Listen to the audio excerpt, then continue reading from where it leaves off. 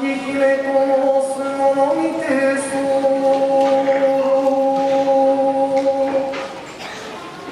我この心にでくることよのみにあらず、かの今しき天領のみよ。我らが一族憎き平の定り、またたらのとがこと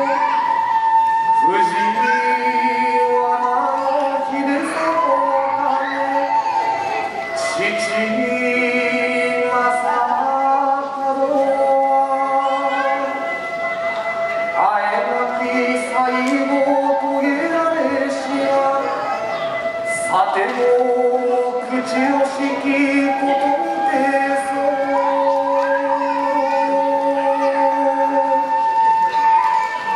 さえがその裏に晴らさんぞと、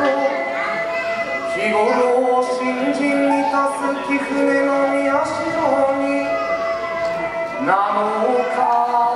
名の矢の願をかけ、向かいし今宵は満願なり。さればこれより貴船の宮代に富を急ぎ、身辺あなたからるご神徳を、こう村ば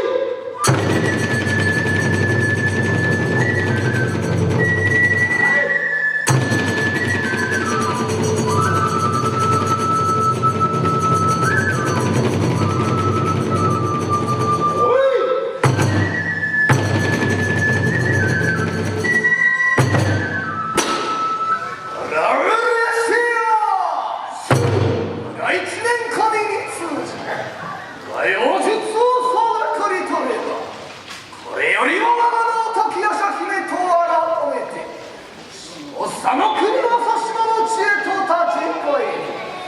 あなた手